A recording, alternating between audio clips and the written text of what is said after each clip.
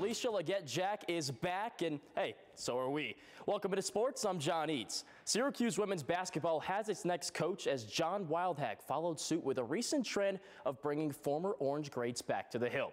Leggett-Jack received a warm welcome at her introductory press conference earlier today. The last time the 55-year-old was on campus, she witnessed her number 33 uniform ascend into the rafters of the Carrier Dome. The Nottingham High School alum became the first female athlete to ever have her uniform retired at Syracuse University. So Leggett-Jack is enshrined in the former glory of this SU Women's Hoops program, and she says her mission is to restore and rekindle that greatness. I didn't ask them to trust me.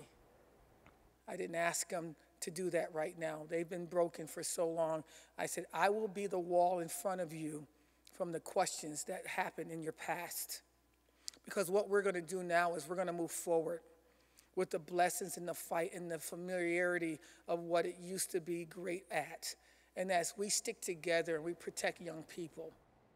Leggett-Jack has wasted no time hitting the recruiting trail, but not just for players. Sue Ludwig, Section 3's all-time leader in wins, recently resigned from her position as the head coach of the West Hill women's basketball team. Now, many believe that Ludwig might join forces with Leggett-Jack at Syracuse. The two were actually teammates at SU back in the late 80s, and when Ludwig was asked about her joining the Q's coaching staff, she replied that the potential is certainly there, and she would love to be a part of it. We should know more regarding that situation in the coming weeks, so stay tuned at NCC News Online on Twitter for continued offseason coverage. So Syracuse women's basketball is well into its offseason, but for 8 other programs in the 2022 campaign, it isn't over just yet. 3-seed Michigan and 1-seed Louisville hit the hardwood today with a trip to the Final Four on the line.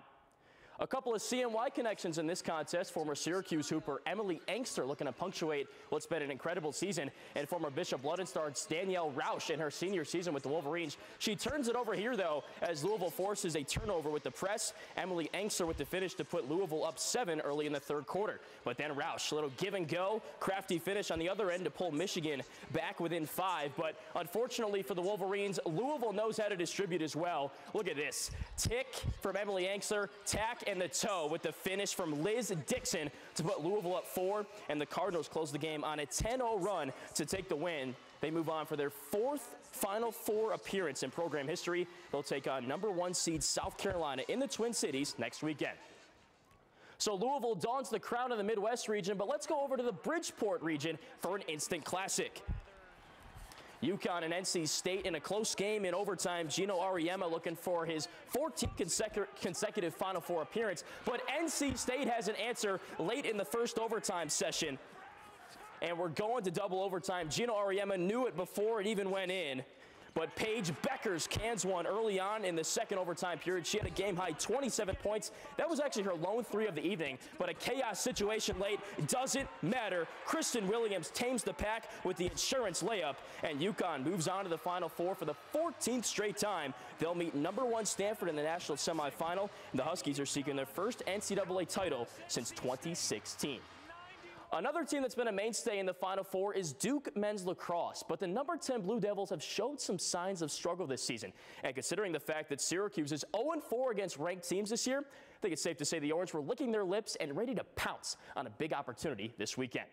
Gary Gate and Dave Petramala still looking for their first ACC and ranked win together at Syracuse, so let's go to the Carrier Dome to see if they can get the job done. Petramala and Gate taking the field, looking for their first ACC and ranked win together. Mateo Corsi gets the first goal for Syracuse 4 minutes into the first quarter, 3rd goal of the season for him. And then Tucker Dordovic drawing the double team, finding Brendan Curry, who winds one past Mike Adler. 5-1 Syracuse late in the first quarter. And in the second, SU picks up right where it left off. Owen Siebold with the dodge and the quick rip from X. 8-4 lead for the Orange of the half. Now man-up situation early in the third. Click, click, boom from Tucker Dordovic. 9-5 lead for SU. That would not be the last we hear from the Oregonian. Landon Clary to Dordovic. Razzle-dazzle finish. Folks, that's the reason why he's on the Tewarton Award watch list. 12-10 Syracuse midway through the 4th. So we've established that Dordovic can shoot, he can fly, he can also pass as well. Quick stick finish from Owen Siebold. Syracuse takes down number 10 Duke, 14-10, its first ranked win of the season. So the first of what figures to be many big wins in the Gary Gate era of Syracuse men's lacrosse. But as one chapter in SU athletics begins, another has just closed. Only this is no chapter, rather it's a whole series. The only coach that Syracuse women's hockey has ever had, Paul Flanagan, retired over the weekend. He coached SU for 23 seasons and led the Orange to he was a 4-time CHA Coach of the Year, and Sterling went out on a high note. Flanagan led his team to both the CHA regular season title and conference tournament championship in 2022, and he walks away from the game in elite company. The Canton, New York native is just one of 7 coaches to ever reach the 400 career win milestone. All right, let's finish up with some soccer. For that, we go to the 3rd round of the World Cup qualifying round as the U.S. is seeking its first World Cup appearance since 2014. And hey, if you like penalty kicks, we had plenty of them. Here's the first one from Christian Pulisic. He sends it left, beating the keeper to put the U.S. up 1-0 early.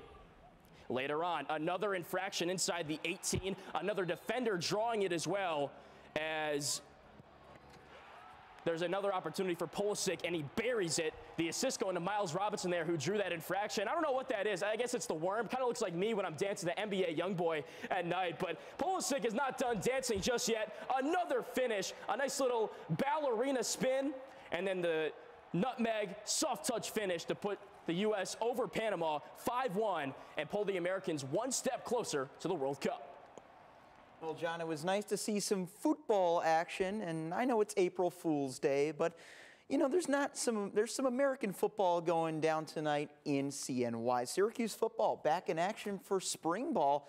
What's the excitement level around the corner tonight? Very excited. I think this is the best team that Dino Babers has had at Syracuse. The amount of players that they brought in the transfer portal, the guys they bring back from last year, 17 of 22 starters. Everybody's really excited to see this team hit the field for the first time. They've also brought in a new offensive coordinator and quarterbacks coach to revolutionize this offense, which I think plagued the Orange last season. So a lot of excitement around this program. A lot of people think they're poised for a big year.